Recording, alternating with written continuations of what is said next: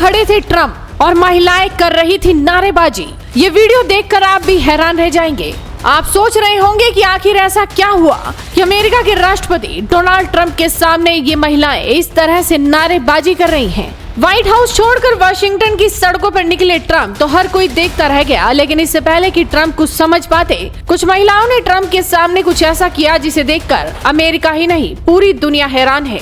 दिखाएंगे आपको पूरी खबर, लेकिन उससे पहले देखिए कि भारत के लिए ट्रंप के सुर किस तरह से बदल रहे हैं। दरअसल अमेरिका ने जब भारत पर 50% टैरिफ लगाया तो भारत और अमेरिका के बीच एक कोल्ड वार शुरू हो गया। लेकिन अब लग रहा है कि ट्रंप के तेवर नरम पड़ रहे हैं। ट्रंप ने खुद ही अपने सोशल मीडिया प्लेटफॉर्म ट्रूथ पर लिखा कि वो भारत के साथ एक ट्रेड डील की उम्मीद कर रहे हैं। उनकी इस पोस्ट पर पीएम मोदी ने भी एक पोस्ट किया कि हम भी उम्मीद करते हैं कि दोनों देशों के बीच जल्दी ही एक डील होगी। इसके बाद ट्रंप ने इस ट्वीट को अपने अकाउंट पर भी शेयर किया। इस तरह से ट्रंप खुद ही सख्त हुए और खुद ही नरम पड़ते भी दिख रहे हैं। लेकिन आपको देखनी चाहिए तस्वीरें जब ट्रंप के सामने ही नारेबाजी शुरू हो गई। ये वीडियो सोशल मीडिया पर खूब वायरल हो रहा है। दरअसल अमेरिका के राष्ट्रपति डोनाल्ड ट्रंप ने व्हाइट हाउस के बाहर कल रात एक रेस्तरां में डिनर करके सबको चौंका दिया। आमतौर पर सुरक्षा के लिहाज से ट्रंप व्हाइट हाउस के बाहर कभी डिनर नहीं करते हैं, लेकिन ऐसा माना जा रहा है कि वो अपने दूसरे कार्यकाल में वाशिंगटन को आम जनों के लिए सबसे सुरक्षित शहर बनाने के अपने दावे को सही साबित करने के लिए ऐसा कर रहे होंगे, ताकि वाशिंगटन को लोग सुरक्षित मान सके।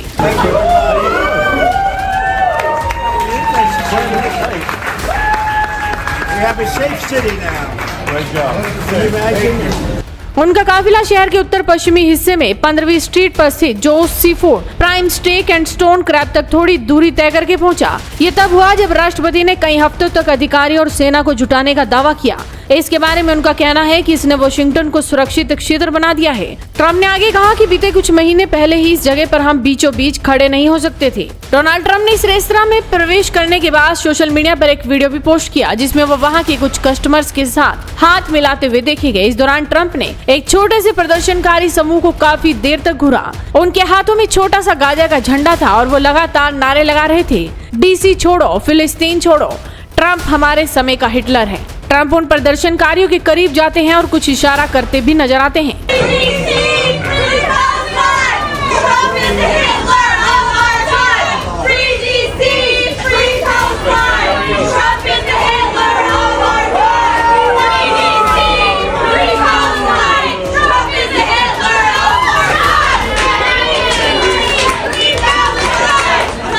वहीं होटल से बाहर निकलने के बाद राष्ट्रपति डोनाल्ड ट्रंप ने मीडिया से बातचीत करते हुए गाजा और यूक्रेन में शांति को लेकर किए गए सवाल पर कहा कि रूस के राष्ट्रपति पुतिन से हमारी जल्द ही बातचीत होगी। ये पूछे जाने पर कि वो राष्ट्रपति व्लादिमीर पुतिन से कब बात करेंगे, अमेरिकी राष्ट्रपति डोनाल्ड ट्रंप ने कहा कि जरूर होगा।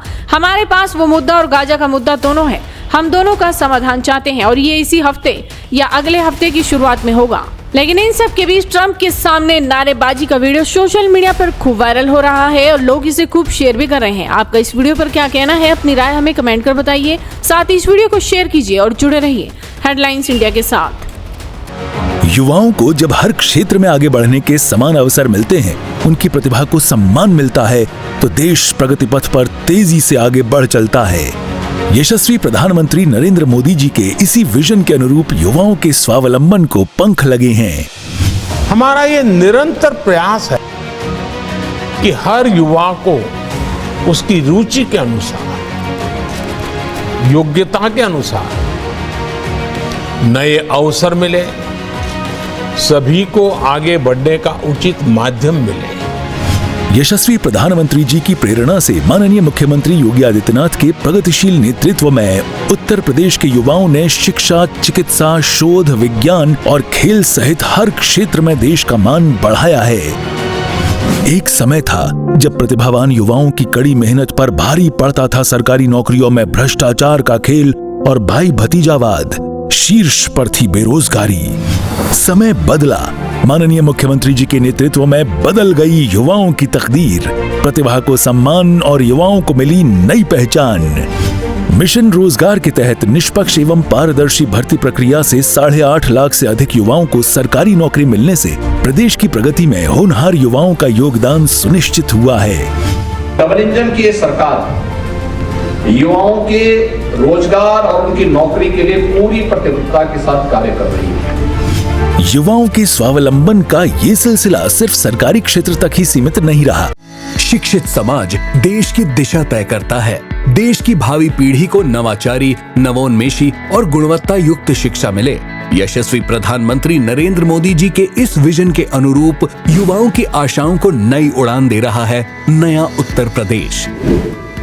देश को सफल बनाने, देश का भाग्य बदलने की सर्वाधिक जिसमें ताकत है वो शिक्षा है। एक समय था विद्यालय बंदी के कगार पर थे, जर्जर हालत में थे राजकीय स्कूल। शिक्षक और छात्र का कोई रेशियो नहीं था।